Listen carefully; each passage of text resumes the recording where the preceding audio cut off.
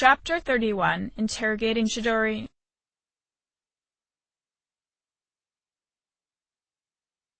6 September 2009. Minato leaned back against the wall as he watched Mitsuru continue her futile interrogation. I'll ask you once more. The redhead shook her head. Is Chidori your real name? What kind of organization is Strega? Are there others besides you three? The hospitalized girl continued to ignore her, resulting in the senior sighing. Yuki, I think you should take over. The blue-haired boy nodded but paused when he heard someone running outside. He lifted his walking stick and used it to push open the sliding door. In the hallway, Minato shook his head as Yukari called out towards the junior running towards them. Hey wait, Junpei. You're not supposed to be here. Remember? Junpei didn't care as he burst into the room. He carefully avoided bumping into Minato as he approached Chidori's side. Chidori. Junpei. Yukari scolded him as she finally caught up to the tall boy. She gave both student council members and Akihiko an apologetic frown. Sorry. He wouldn't stop bugging me about this place. How are you feeling? Junpei gently asked the girl in bed. Seems like you've calmed down, he said in relief. She certainly has. Mitsuru nodded. In fact, she won't say a word. Maybe we should confiscate her sketchbook, too. Junpei sharply turned to the senior. Hey, come on. What good would that do? That won't make her talk. I'm not so sure about that. Mitsuru sternly looked at him. She was quite upset when we took her evoker. Speaking of which... She lifted her red eyes towards Chidori once more. Where did you get that? Mehdi. Chidori looked as if she were missing something important to her. Give it back to me. I want her back.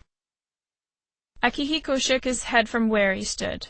Hey, I told you not to bring that up, didn't I? Then... Mitsuru turned to the boxer in frustration. What am I supposed to do? She sighed. I'll have someone else try next time. Yukari. Akihiko looked to the brunette. Call a nurse. We're done for today. I'll inform Ikatsuki-san of the difficulties we're having. What? Chidori stared at the white bed sheets. Why did you take it from me? Mehdi. Come on, Junpei. Yukari pulled on the boy's arm. Let's go. Chidori. Junpei tugged down on his cap. What happened to you? Minato watched everyone else leave, but since he was still injured from their previous battle, he slowly took his time to go after them. He used his walking stick to steady himself as he fully stood up before sternly frowning at Chidori. He worries about you, you know. The boy told the hospitalized girl. I wanted Junpei to stay away from you, but he doesn't take orders well, especially from me. So you're the leader. Chidori frowned as she stared at the blue-haired boy. That's right. Minato nodded as he finally made it to the door. I was pretty pissed when Junpei didn't show up to last night's operation, but after I learned what happened, I can't really blame him. After all, he really cares about you. He even went so far as to lie about being in charge just to impress you. Are you angry with him for that? Chidori asked. Not at all. The boy smirked as he tightened his hold around his walking stick. He really is an idiot sometimes, but he's also very straightforward with his feelings. I'm not like that at all. If you had known I was the leader and captured me instead, I would have killed you on the spot without a second thought. He shrugged as he was exaggerating. You have a chance now. The girl pointed out. You know I won't live long anyway. Minato stared at the Reaper sitting by her side. I'm not a Deathbringer. The boy frowned. You're afraid. Chidori plainly stared at him. Of living. So are you. The boy looked towards her. We're very alike. We're both unafraid of our own deaths, but living brings us pain. He wryly smiled. Still, we have people who care about us, so we continue to live anyways. You don't know anything about me. The girl shook her head. Are you sure? Minato tilted his head to the side. I might not be as close to you as Junpei, but there are things only I can discover through the Reapers. It's only because of Junpei that I'm holding back, so be grateful to him. He took a step out of the room. I'll be visiting again, but it's not as if anyone else will know of this discussion between us. As far as I'm concerned, this conversation never happened. I just thought you should know how Junpei was faring outside of visiting you, though. He nodded in goodbye as he closed the door.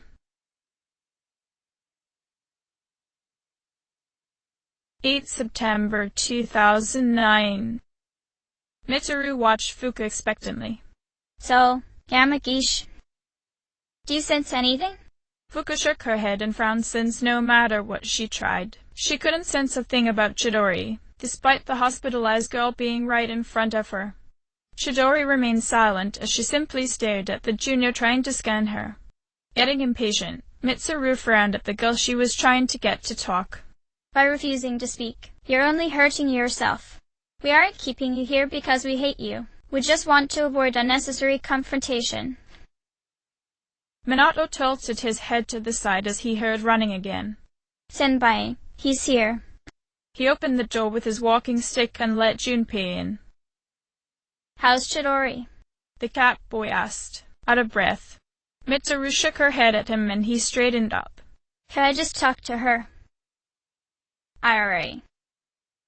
Mitsuru frowned at him. It seems like you're letting your emotions get the best of you. Is everything okay? Well, Junpei avoided her gaze. not exactly. I know she attacked me, but I can't stop thinking about her. He turned towards Minato. I know you were warning me about this, but Junpei, I get it. The blue-haired boy cut him off and shifted his gaze towards Mitsuru. Senpai, I say we let him. I'll take responsibility for whatever happens. His eyes flickered to Chidori's Reaper as the deathly stared at his cat friend. Again. It's just watching him. It wants something from him. Minato. Junpei's eyes widened at his friend, surprised he would do this for him. Mitsuru studied Minato's calm face. All right. She relented. Thank you very much. Junpei took off his cap and bowed. Junpei-kun. Fuka gave him a worried frown, but she got up from her seat. She took her place beside Minato and watched as Junpei sat in the empty chair. You okay? Junpei gently asked Chidori. I'm glad they let you keep your sketchbook. You really like to draw. How? It doesn't matter. Chidori shook her head. Fuka looked at the girl in surprise. She spoke. Chidori looked away from the cat boy. No one else but me can understand my pictures. Junpei looked down at the bedsheets and immediately grabbed her hand when the white bandages began seeping in blood. Chidori. Why your arm? Touch. Akihiko scowled. Again? He turned towards the juniors standing by the wall. Fuka, get a doctor. Right away. Fuka quickly rushed out. Junpei shook his head. Why are you bleeding? She does it to herself. Akihiko frowned and let out a sigh. I thought I had removed all the sharp objects in here. She did this to herself. Junpei gave the girl a look full of surprise and worry. Apparently, Mitsuru said, crossing her arms. We can't leave her unattended for even one moment. But fortunately, she heals at an astounding rate. Let go of me. Chidori pulled her arm back from Junpei. Junpei frowned at the girl. Then, at the station. You did that to yourself? I never asked for your help. She snapped at him. You were the one who misunderstood. Well, I want you to stop. Junpei sternly told her. He can't be doing that. His expression softened. It's not right. And I won't let you. Mitsuru took a glance towards the hall and noticed Fuka returning. The doctor will be here soon. You and Yamagishi should go now, she told the cat boy. Yeah. Junpei sighed as he got up. Chidori watched him as he left, but the boy didn't seem to notice. He brushed past Minato and muttered to his friend. Thanks, man. Minato nodded to him and closed the door once the doctor was in the room. Mitsuru prepared herself for another interrogation and stepped to the patient's side. So, you seem to have found your voice. Minato watched as Chidori became mute once more. He didn't even pay attention to the senior as she continued her line of questions. Chidori stared back at him, and the blue-haired boy sighed. So, that's what you want? Senpai, I think that's enough for today. She'll only open up to Junpei, and pushing her too far would only bring us problems later on. He's right. Akihiko nodded. Come on, Mitsuru. The redhead reluctantly followed the boxer out. The doctor had a few words for her, though, so the three privately held their own discussion out in the hall. Minato remained in the room as he stood straight. He moved slowly, purposefully using his health as an excuse to stay behind. So you have something to say to me? That girl before stared at you the same way Junpei stares at me. Chidori nodded. Fuka worries about me the same way Junpei worries about you. Minato simply responded. I don't like to make her worry though, so I do my best to behave. Why? Because I care about her too. The boy seriously stated. Last time, I told you that we were alike. There are many ways in which we differ though. The biggest difference I see is that I'm willing to bind myself to others. This creates a fear within me though. I might not be afraid to die, but I won't needlessly throw my life away.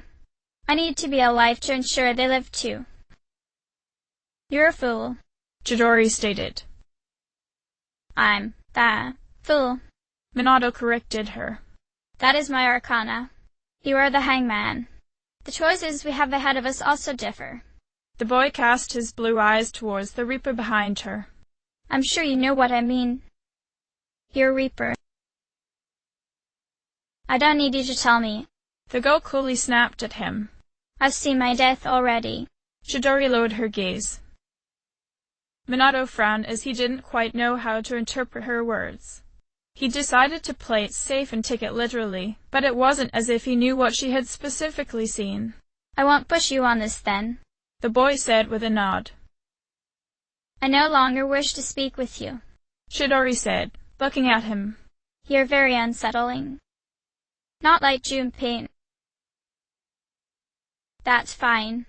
Minato shrugged. Soon, I don't think I'll need to visit anymore. Until then, you'll have to put up with my presence.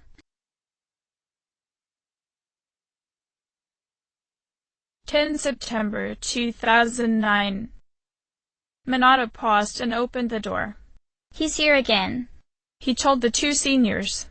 The blue-haired boy noticed his friend carrying something tucked under his arm. Huh? What's that for? Junpei smiled as he came in. Yo, Chidorita. Don't call me that. Chidori frowned at him. Come on, cheer up. He handed her the sketchpad he had. I brought you a new sketchbook. I thought your old one might be getting full. That wasn't necessary, Junpei, the redhead plainly said to him. Junpei took a seat and began to lightly chuckle. You said my name. His expression softened as he continued to stare at her. I was worried I'd never hear that again. Minato smiled as he watched, but he soon sensed a Reaper approaching them from the hall. He straightened up and greeted the tall brunette as he entered. Shinjiro-sen. Shinjiro nodded his head to the leader before turning towards Mitsuru and Akihiko. Any luck? He asked. She finally started talking, Mitsuru informed him. But nothing useful yet. Well, Akihiko crossed his arms. That's a start. So, He glanced at his old friend. Why are you here? Shinjiro didn't get a chance to explain as Chidori began choking. She put a hand on her throat and groaned. Oh. Junpei got up. Chidori. What's wrong? Oh. Chidori struggled to fight back. A persona flickered over her and everybody watched in surprise. A persona? Mitsuru cried out. Ditch. Shinjiro quickly moved towards Chidori, pushing Junpei aside. He reached into his pocket and shoved something into the girl's mouth. As quickly as Medi appeared, the persona receded back into the hospitalized girl. Chidori began to calm down as her breathing became regular again. Chidori. Junpei grabbed her hand out of worry. Relax. Shinjiro told him. It happens. They're not like us. They can't fully control their personas. That's why they need to take suppressants. To keep the personas from killing them. And others. He thought as he stared at a rather pale Minato. Suppressants? Mitsuru frowned. You know about Strega? She looked over towards Minato and noticed the junior staring blankly at the ground. Akihiko looked at the brunette in surprise. Genji. Shinjiro ignored their stares. You'd be surprised what you can learn on the streets. I'll give the doc the right pills. He turned towards the door. The rest is up to you.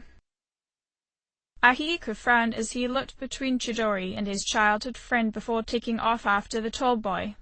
Shinji, wait. Hey! Junpei ignored everything else as he worriedly stared at the hospitalized girl. Chidori? Chidori finally calmed down from Mei's attack. I. She gave Junpei a questioning expression as she noticed his fearful gaze. Junpei. Thank God. The cat boy sighed in relief. I thought he might be. Why do you look so scared? Chidori studied his face. Death is nothing to be afraid of. What are you saying? Junpei frowned at her. Dying just means you don't wake up anymore. Chidori said to reassure him. That's all. What? The cat boy shook his head and glared at the girl. You don't really mean that, do you? I don't want you to die. Chidori. Junpei. Chidori studied the concern on his face. Just because you're not afraid doesn't mean no one else is. Junpei closed his eyes as he felt stinging tears begin to form. Did you ever think about how I might feel? The girl lightly laughed in response. You're so weird, Junpei. Aw. The cat boy looked up at her smiling face. Look who's talking. Smiling to himself, Minato decided this was a good time for him to leave. He leaned against his walking stick and quietly called towards Mitsuru. Senpai, let's leave them be. Yes. The senior nodded as she helped him out. Besides, I would like a word with you in private. Of course. The boy nodded, already expecting it. He took a seat at a bench in the middle of an empty hallway and set his walking stick down. What is it that you wanted to discuss, Senpai? Much of Strega is unknown, but I am beginning to suspect you are withholding information from Seize Yuki. Mitsuru looked down at him. I don't know what you mean. The boy simply responded. You're lying. Her red eyes flashed. Burden of proof lies in the accuser, Senpai. Minato told her as he sat back against the wall. Unless you reveal your hand, I'm not obligated to reveal mine. Mitsuru frowned at how difficult he was being. Of course, I expect no less from him. All of Seize met Strega 2 full moons ago, yet during that encounter, Takaya and Jin were already familiar with you. This leads me to believe you had already encountered them. They even offered you a position among their ranks. But I denied them. Minato pointed out. I'm the leader of C's, after all. I am the leader of C's. Mitsuru sternly corrected him. You are my field adjutant. It makes no difference what I'm called really. The junior shrugged. So long as I'm in charge of the fights. With the results I've produced, you have no reason to doubt my loyalties, Senpai. I never doubted your loyalties. Between you blatant disregard for your own well-being and overprotective, nearly borderline obsessive, tendencies, I am certain of your position within both C's and Strega. Mitsuru crossed her arms. I do, however, question your methodology. Minato frowned at this. Am I overstepping my boundaries? From where I stand, yes. The senior sternly glared at him. In your reasoning? The boy's blue eyes flashed in challenge. Yuki. Mitsuru cooled the edge in her voice when she realized it wouldn't work well to have him so defensive. You returned something to Strega that night. A small bottle. Given what I just learned today, I can only assume they had given you suppressants for your Persona 2. I fail to see why they would offer you such a thing when your Persona abilities surpass that of the team's. The blue-eyed boy's gaze faltered. Senpai. He couldn't come up with a counter for that. Does it have to do with your awakening to the dark hour? Mitsuru tried to pry. Sort of. Minato frowned as she wasn't quite wrong. Senpai. Can I ask you something? If I'm overstepping my boundaries, I apologize, but I need to know something. He looked up to see the redhead nod to him. The dark hour. You've lived through it since your childhood, correct?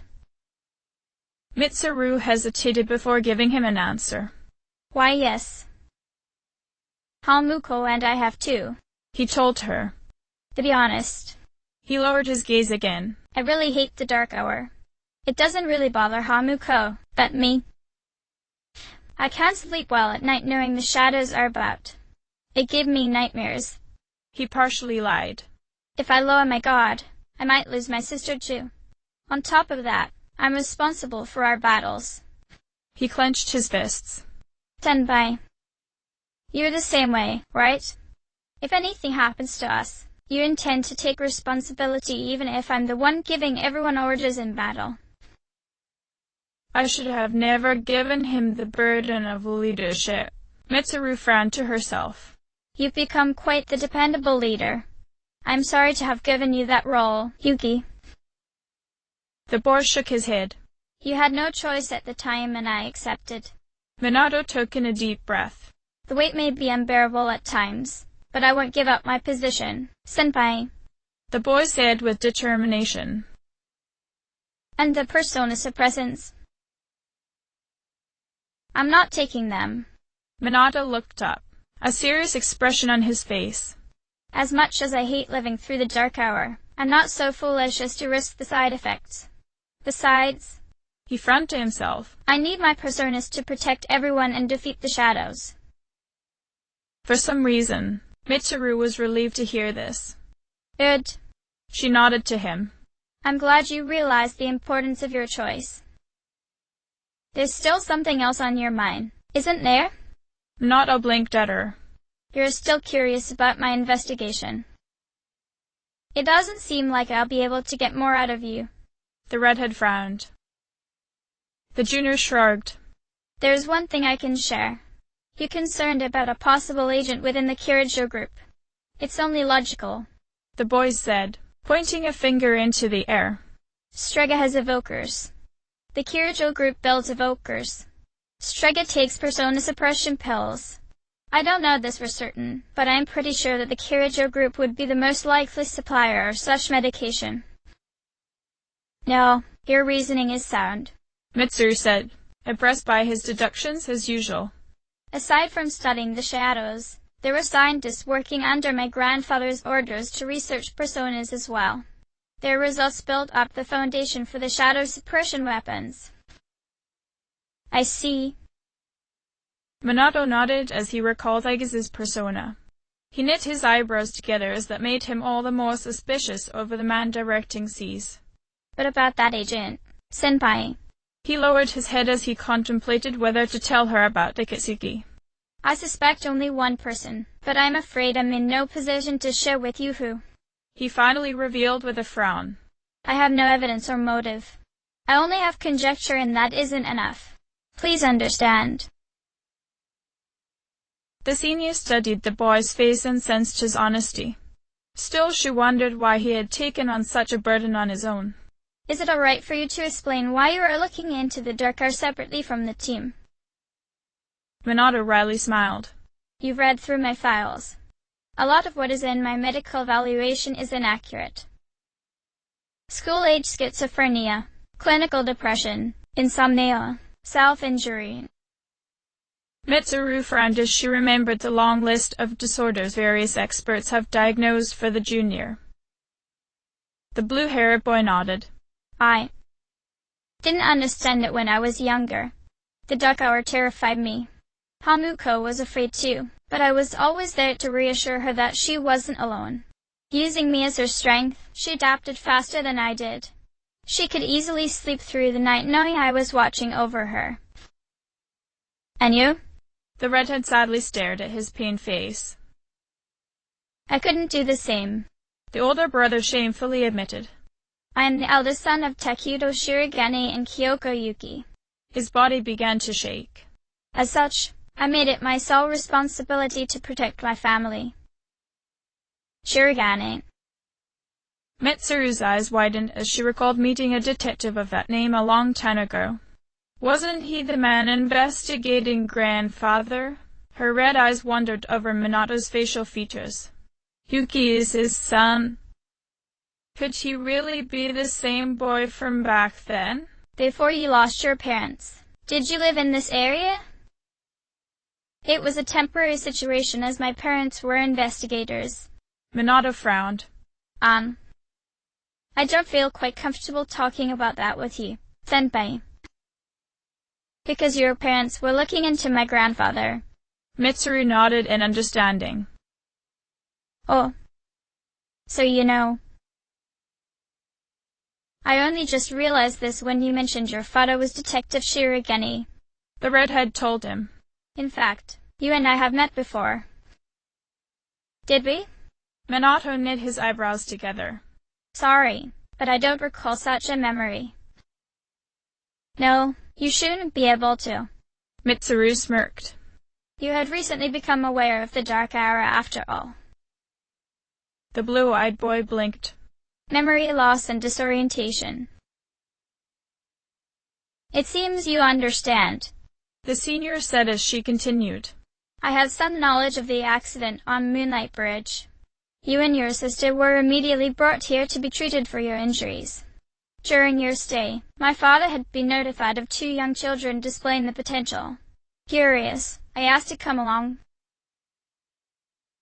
Minato brought her hand to his head as it began to hurt.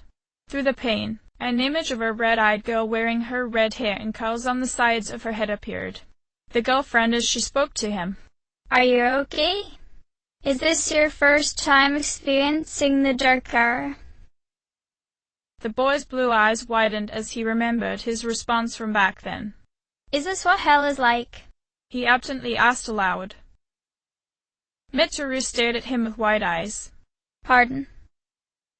Minato frowned as the memory quickly faded. Damn. I almost had it. Sorry. That was what I asked you before, wasn't it? He lowered his hand.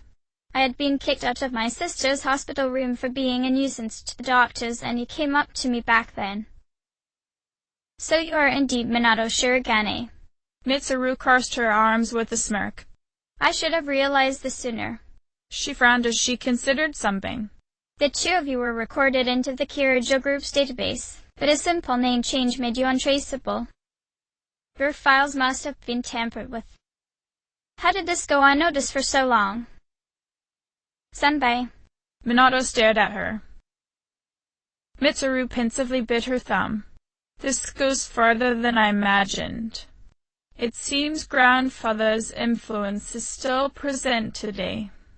I must notify father. But what do I do about Yuki? She stared at the blue-haired boy. He won't entirely let this investigation go, but because of his involvement with the dark hour and shadows. Her eyes wandered to the walking stick he set aside. Senpai. Minato noticed what she was staring at. If you intend to impede my investigation, you know what I'll do. That's right.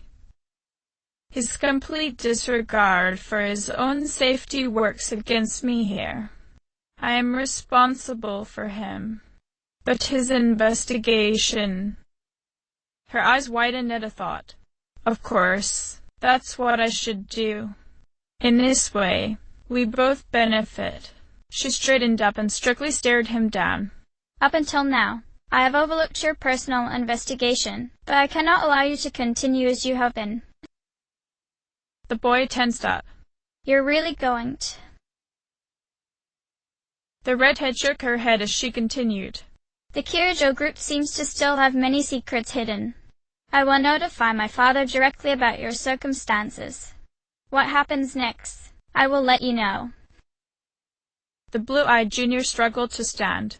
Senpai, you can't be serious about... He paused when the girl glanced back at him with a strange glow in her red eyes. I fully understand your intentions now, she said. There's no reason for me to hinder such potential, but I trust you already know the stipulations I am placing on this deal. The boy's hand tightened around his walking stick as he gave her a determined nod. Of course. Your parents would be very proud of you, Minato. Mitsuru smirked at the blue flames in his eyes. The case they have left you regarding my family. I expect results. She continued down the hall, leaving the junior behind. Of course, he called out after her, anticipation bubbling inside him. Thank you very much, Mitsuru-senpai. A breakthrough? Yes, he would have jumped into the air if he could, but his walking stick slipped under the pressure he was putting on it. He quickly caught himself, but the happiness inside him didn't fade.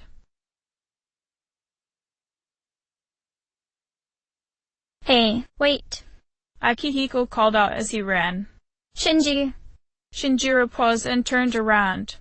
What the hell's going on? The boxer asked him as he caught his breath. Why did you have those pills? I've heard about those. They are taken to suppress a persona when the user can't control it. But the side effects... He frowned as he asked a question he already knew the answer to. You're not taking them, are you? Shinjiro didn't answer, so Akihiko grabbed him by his jacket. Answer me. I don't show you anything. The brunette responded, not looking at the white-haired senior. Ditch. Akihiko glared at him as he let him go. The same as always. Save it. Shinjiro took a step back. I've heard it all before. You think I'm wasting my power. But you're just too thick-headed. I'm tired of your damn preaching. Out of anger and desperation to get to the brunette, Akihiko punched his best friend. Did you get it? He frowned to himself. You know the reason. He clenched his fists. 10 years ago, my sister, the fire, I wasn't strong enough to save her. They held me back while she... Shinjiro looked away as he knew very well what had happened. That's why I try so hard. We promised, remember?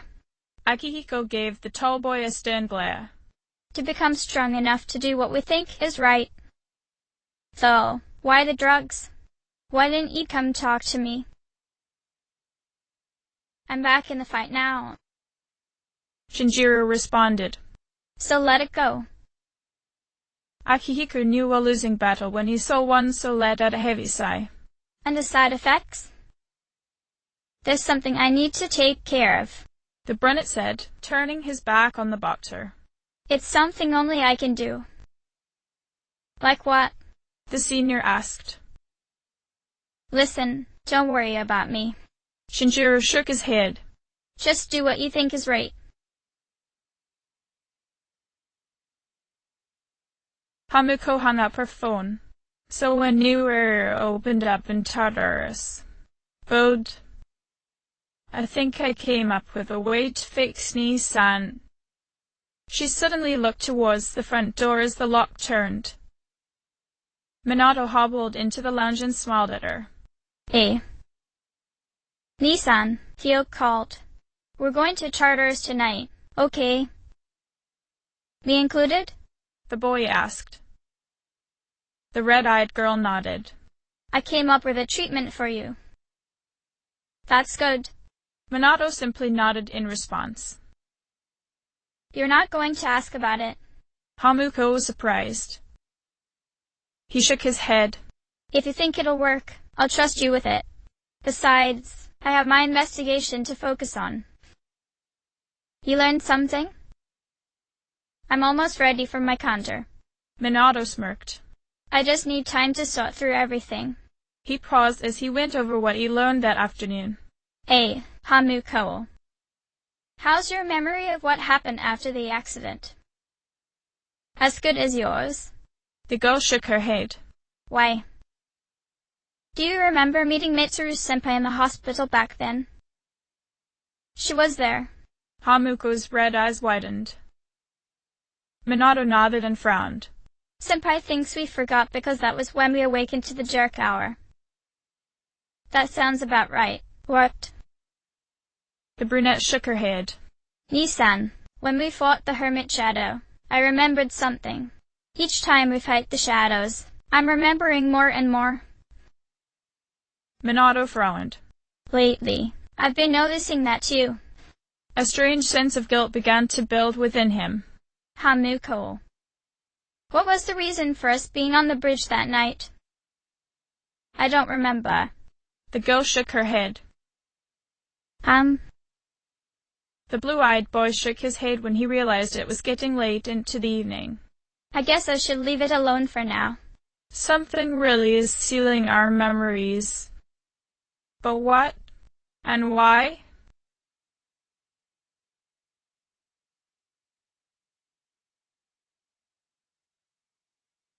Minato laughed maniacally as his mobility returned. He tossed aside his walking stick and pointed his avocat to his head. I'm back, he said with a smirk as he summoned Apsaras to freeze the shadows before them. Hamuko shook her head as she caught her breath. Nissan, these shadows aren't worth our time. She watched the boy disappear around a corner. Is it just me or is he a bit excitable tonight? Yugari frowned. Minato couldn't find the stairs. Do you want to continue, Hamuko-chan? We're looking for a return point. The co-leader shook her head. On it then. Minato impatiently called into his headset. He darted down a random corridor and spotted the teleport pad. Fun.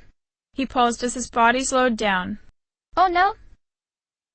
Cadence's effects are wearing off. Hamuko-chan. Minato-kun collapsed. Fuka worriedly told her. Nissan, you idiot. Hamuko scolded the boy as she tapped his limp form with her naginata. Not wanting to leave her brother just laying there, she looked to Shinjiro expectantly. The brunette groaned as he threw the blue-haired junior over his shoulder. Let's go. Minato blankly stared at the ground as he limply hung over the taller boy. I can walk on my own, you know. The boy frowned. You're just gonna slow us down. Shinjiro growled. Well, this is embarrassing. The junior sighed to himself. He let out a yelp as Shinjiro dropped him to the ground at the start of a new battle.